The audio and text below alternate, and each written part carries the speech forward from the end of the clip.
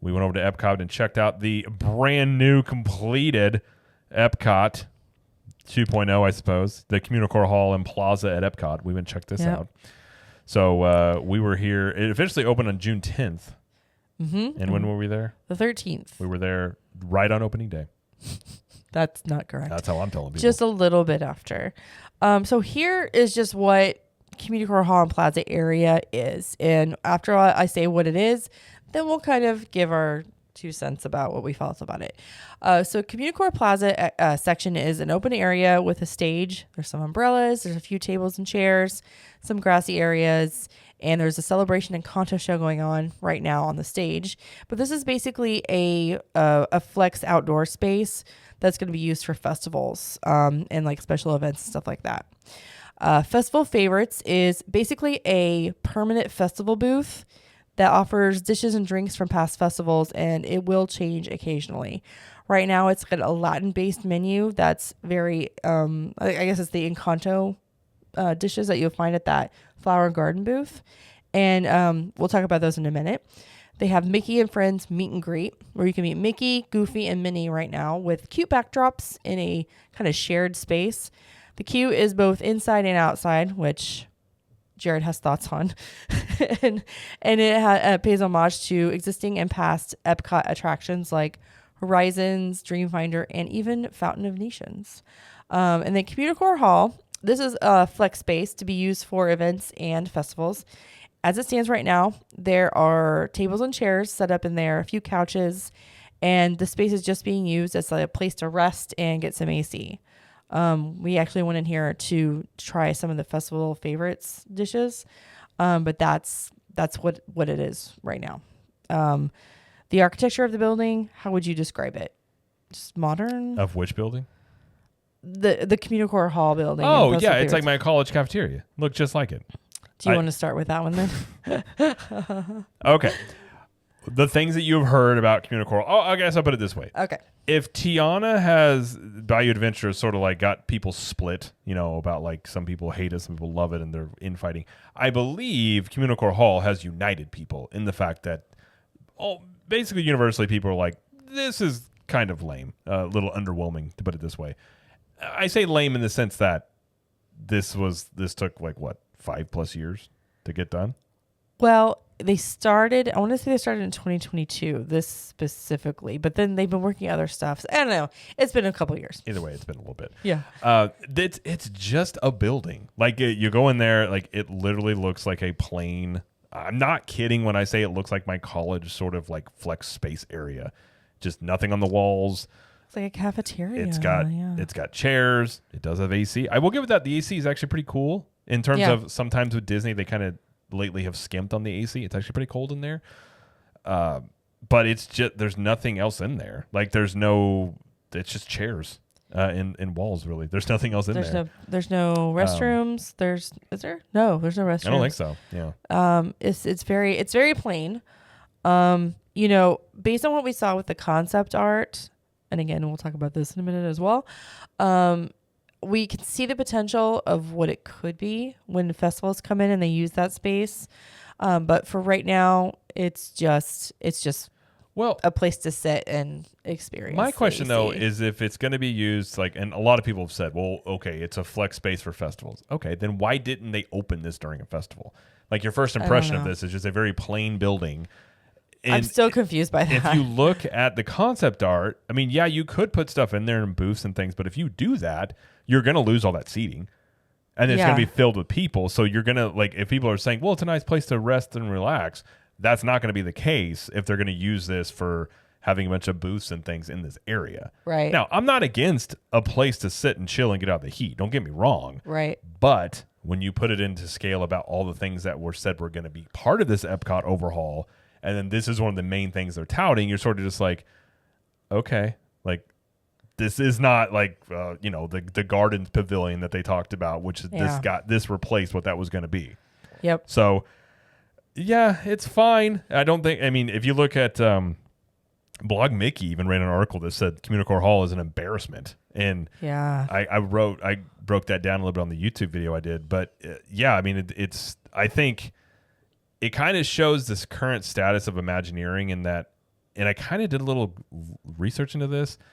There's a little bit of a revolving door. I can't talk. A revolving door between this place called Gensler Architecture, which they're a giant architecture firm that designs a lot of things. Think of like Google campuses, Facebook campuses, kind of, I guess you would call it soulless corporate type of, imagine those types of buildings. That's what you got here. Very modern looking. Beautiful. Yes. They kind of have a revolving door between them and Disney Imagineering. Okay. Barbara Souza, who was the head of Imagineering, came from there. Bob Weiss came from there. The recently departed, I can't remember her name off the top of my head, the lady that was the head of the Star Cruiser that just left. She went there just now. And then you have Bruce Vaughn, who came in, who was not part of that. So I don't know if they're maybe reshuffling things in Imagineering, but you can kind of get the idea of where they're getting some of these design elements from. And I think it is from this Gensler type of influence, which we'll talk about again here in just a second. But I think it's a very much California inspired design aesthetic that doesn't really work in Florida. And I'll explain. Speaking of. And I'll explain as to why, which is this would be the Communicore Plaza. Mm-hmm. So this area is where the Encanto show is. Which the show is cute. Which I was going to say, the show is actually really good. Yeah. If you like Encanto, it's very much a sing-along show like Frozen over in Hollywood Studios, except for you're not sitting in a theater. You're instead sitting and baking in the sun.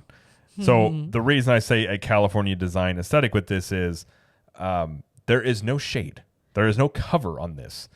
So when we went, it was the last show of the day. It was like around 3 o'clock? It was like 3:25, I think is when it was. So you get there before the show. There's a little stage. Now the stage is in the shade and all this, but you get there, and I mean the sun is just baking down on you. This is Central Florida. Mm-hmm. There were some umbrellas lining the sides, but obviously those were taken right away, and they weren't big umbrellas. They maybe fit 4 to 5 people underneath them at most. Yeah. Now I think they have added more umbrellas since we went. But I don't still think it solves this problem. But you're sitting here, I mean, to the point where Jamie went inside. My mom went inside too. I had the kids in the stroller. I'm just baking and melting in the sun. It is insanely hot that day. Our kids even got to the point, our daughter liked the show a lot. And then she hit a point, she's like, I want to go inside because it was just hot. This show is like at least 25 minutes. It's a pretty long show. It's a long show. It has a lot of like the kids can go up and dance, and it's a lot of involvement with the kids. Again, I have no qualms about the show. I think the show's great. Yeah. My issue is, why would you build an outdoor concert venue or area where you are going to do things and not have built-in shade?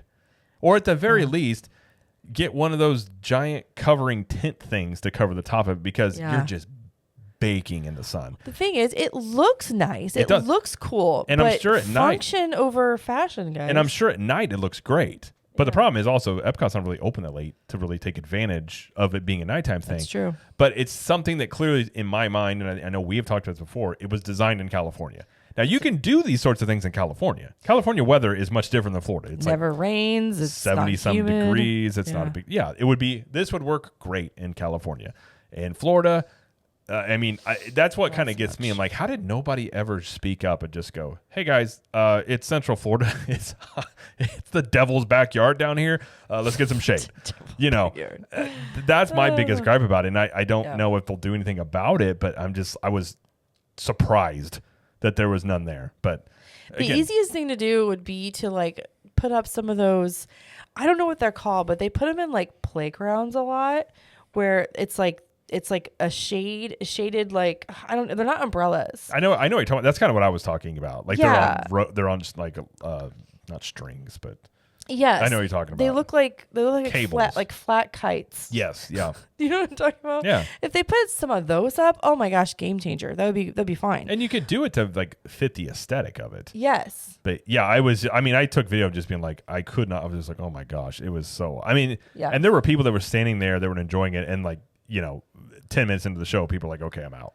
Can't do it. It's just too hot. I mean, you're just sweating sitting there. Yeah. So, and there were quite a few people in the shade on the wings of the stage, because that's where the shade was and everything. And when we got there right before the show started. So that was probably a mistake too, just because we didn't. Yeah, but at the same time, I mean, shows like that, it's a walk-up show. It's not like you got to be seated for it. So, but when the shade is limited. Agreed. Yeah. So if you want shade, get there early. But I do think they added more of those little umbrellas in there.